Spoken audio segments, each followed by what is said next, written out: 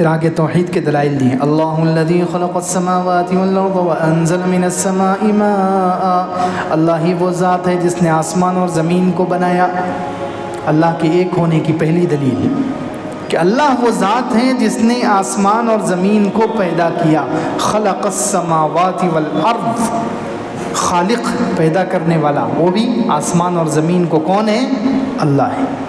یہ اللہ کے ہونے کی، اللہ کے موجود ہونے کی اور اللہ کے ایک ہونے کی پہلی دلیل ہے۔ آسمان اور زمین،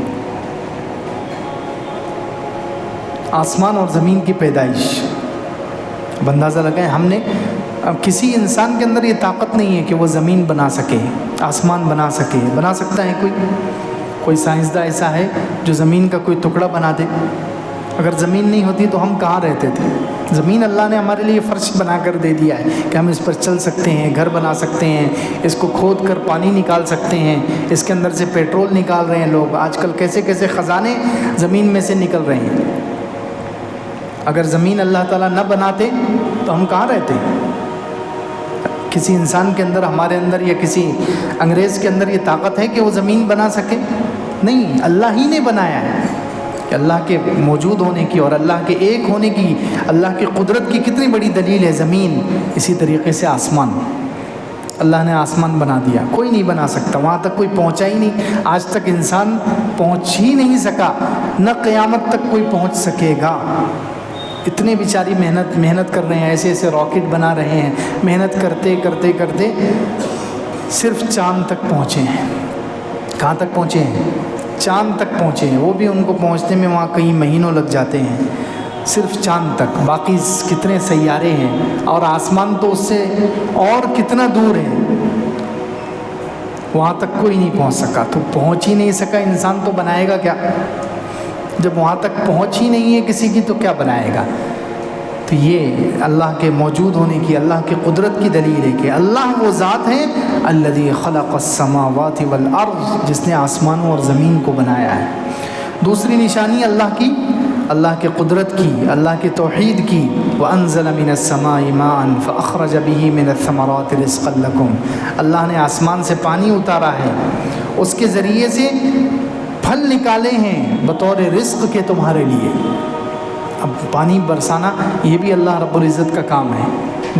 بادل جو ہے ہمیں کیسے نظر آتے ہیں؟ وہ بالکل دھوئیں کی طرح، کائے کی طرح، دھوئیں کی طرح وہ چلتے پھرتے نظر آتے ہیں، کیسے اس میں پانی ٹھہرتا ہے۔ سبحان اللہ، یہ اللہ کی قدرت کی ہی بات ہے، اللہ تعالیٰ ہی کا حکم ہے کہ اس میں پانی ٹکتا ہے۔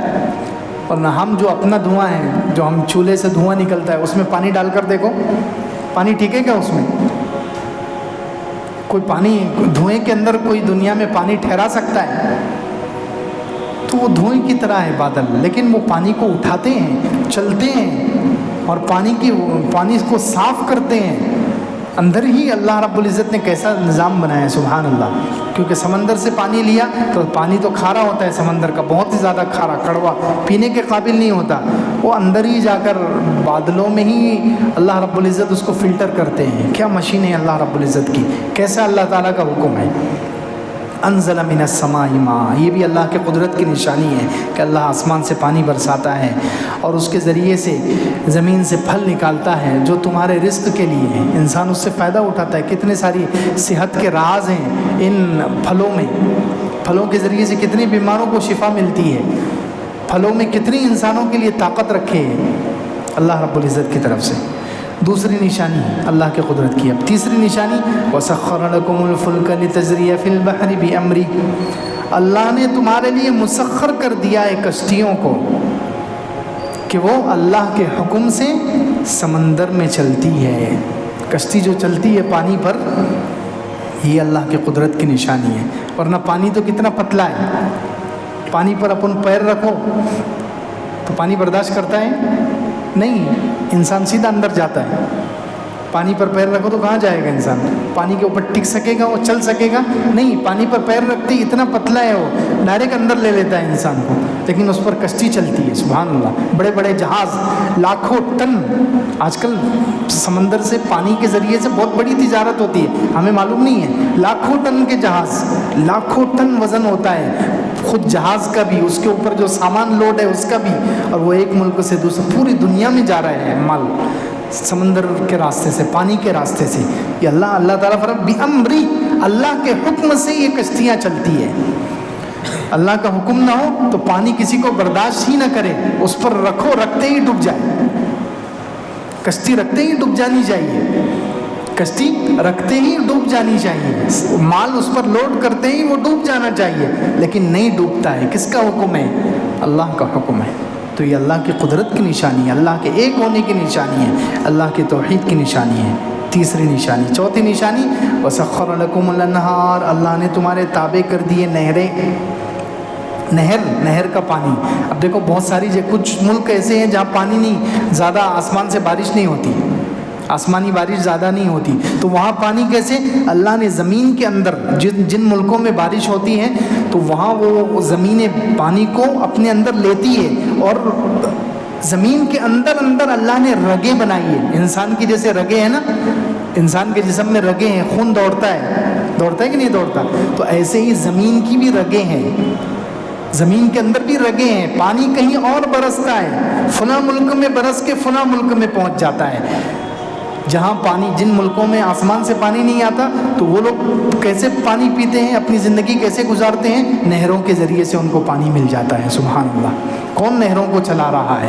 کون یہ کس نے زمین کے اندر سے رگیں بنائی ہے؟ پائپ لائن قدرتی ہے زمین کے اندر سے, کہاں برف پڑتی ہے, پگھلتی ہے, اور وہ پانی بن کر زمین کے اندر ہی اندر پوری دنیا میں پانی سپلائی ہو رہا ہے. یہ قدرتی نظام ہے اللہ رب العزت کا, یہ اللہ رب العزت کی قدرتی پائپ لائن ہے. سبحان اللہ.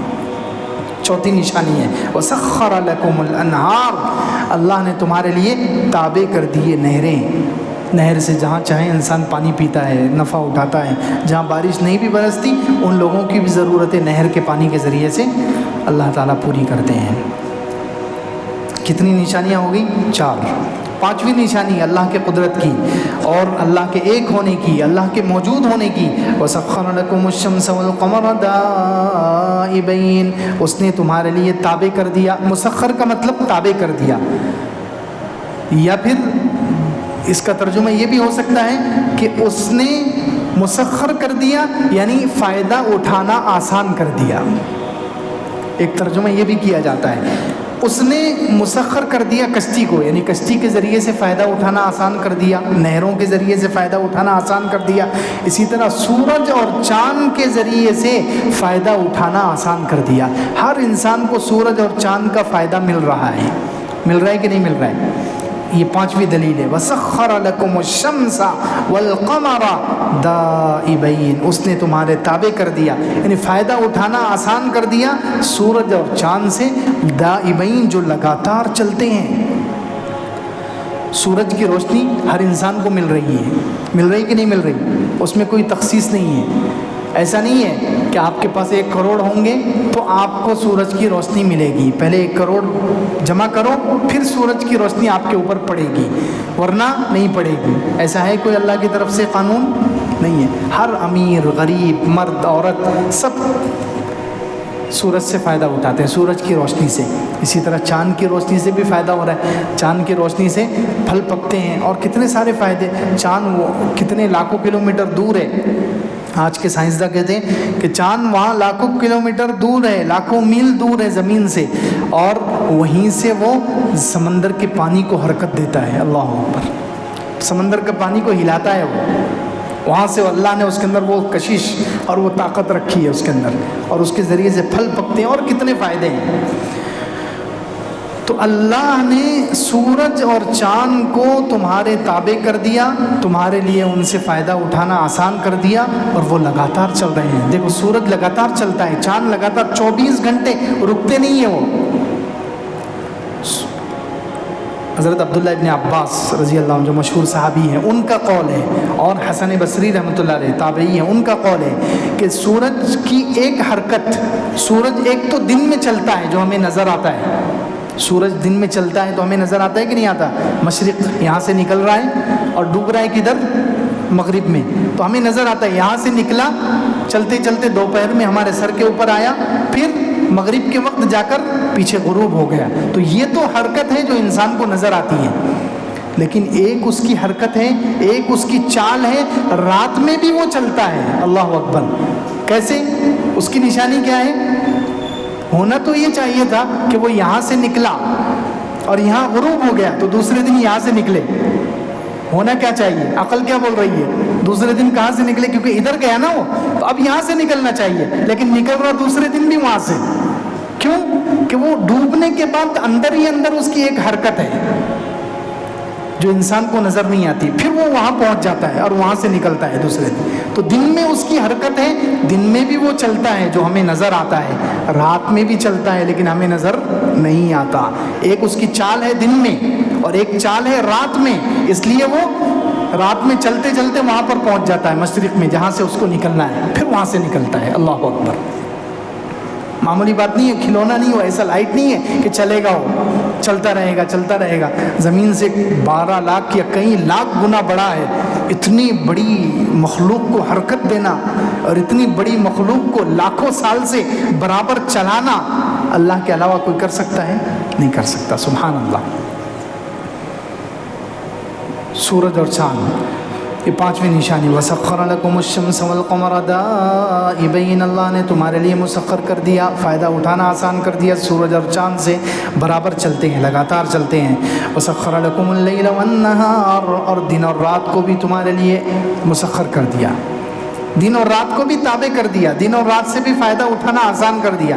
وقت پر دن آ رہا ہے، وقت پر رات ہو رہی ہے، ہمیں کچھ اس کے لیے مشقت نہیں کرنا پڑتی، ہمیں مشقت نہیں کرنا پڑتی. رات کو لانے کے لیے کچھ آنکڑا ڈالو اور کھینچو، یا دن کو لانے کے لیے کچھ کرو، کچھ نہیں، خود بخود اللہ رب العزت نے آسان کر دیا. 12 گھنٹے گزر گئے، 13 گھنٹے گزر گئے، خود بخود دن آ گیا. 12-13 گھنٹے گزر گئے، خود بخود رات آ گئی. سبحان اللہ. اللہ نے آسان کر دیا. یہ خودکار سسٹم ہے اللہ رب العزت کا جو چل رہا ہے، انسان اس سے فائدہ اٹھا رہا ہے. اگر ہمارے ہاتھ میں ہوتا تو پھر کتنا مشکل ہوتا. اللہ کے حکم پر چل رہا ہے. 6ٹھی نشانی. وَسَخَّرَ لَكُمُ اللَّيْلَ وَالنَّهَارَ. اور دن اور رات کو تمہارے لیے فائدہ اٹھانا اس سے آسان کر دیا. وَآتَاكُم مِّن كُلِّ مَا سَأَلْتُمُوهُ. اور تمہیں دی ہے وہ چیزیں، ہر وہ چیز میں سے دیا ہے جو تم مانگتے ہو. اللہ سے انسان جو مانگتا ہے اللہ تعالیٰ دیتے ہیں. مانگنا 2 قسم کا ہے. کتنے قسم کا ہے؟ 2 قسم کا. ایک تو انسان زبان قال سے مانگتا ہے، ایک تو انسان کیسے مانگتا ہے؟ زبان قال سے، یعنی اس زبان سے، بولنے والی زبان سے مانگنا. تو اس کو تو ہم دعا کہتے ہیں. اس کو کیا کہتے ہیں؟ دعا. دعا اسی کو کہتے ہیں نا کہ ہم زبان سے مانگتے ہیں یا دل سے مانگتے ہیں. تو یہ تو ہے بولنے والی زبان سے مانگنا، یہ ایک طریقے کا مانگنا ہے. دوسرا مانگنا ہے، بہت سارے کافر ہیں جو کبھی نہیں مانگتے. پھر اللہ تعالیٰ تو کہہ رہے ہیں کہ ہم نے تمہیں ہر چیز مانگنے سے دی ہے. تو بہت سارے لوگ کہیں گے کہ ہم تو مانگتے ہی نہیں اللہ سے کچھ. تو دوسرا جو مانگنا ہے وہ حال سے مانگنا ہے. کیسے مانگنا ہے؟ اپنی حالت اللہ کے سامنے پیش کر کے مانگنا کہ مجھے اس کی ضرورت ہے. اب دوپہر کا کھانا ہو گیا، مجھے دوپہر کا ٹائم ہو گیا، مجھے دوپہر کے کھانے کی ضرورت ہے. اب شام کا وقت ہو گیا، مجھے شام کے کھانے کی ضرورت ہے. اب میں جوان ہو گیا ہوں، مجھے کمائی کی ضرورت، پیسوں کی ضرورت ہے. یہ انسان اپنی حالت سے مانگتا ہے تو اللہ رب العزت حالت کے حساب سے دے دیتے ہیں. جوان ہوا اس کے حساب سے اللہ تعالیٰ اس کو غذا دیں گے، اس کے حساب سے اس کو نوکری دیں گے، اس کے حساب سے اس کو کمانے کے اسباب اور ذرائع دیں گے. بیمار ہو گیا دوا دیں گے اللہ رب العزت. یہ ایک تو حالت سے مانگنا ہے. تو جو کچھ انسان زبان سے مانگتے ہیں، جو زبان سے نہیں مانگتے ان کی حالت اللہ کو بتاتی ہے کہ اس کو اس چیز کی ضرورت ہے، اللہ اس وقت پر اس کی ضرورت پوری کر دیتا ہے. یہ ہے وَآتَاكُم مِّن كُلِّ مَا سَأَلْتُمُوهُ. اور تمہیں اس نے ہر چیز دی ہے جو تم نے اس سے مانگا ہے، یعنی تو زبان سے مانگا ہے یا حالت سے مانگا ہے. وَإِن تَعُدُّوا نِعْمَةَ اللَّهِ لَا تُحْصُوهَا إِنَّ الْإِنسَانَ لَظَلُومٌ كَفَّارٌ. اگر تم اللہ کی ایک نعمت کو بھی گننا چاہو تو گن نہیں سکتے.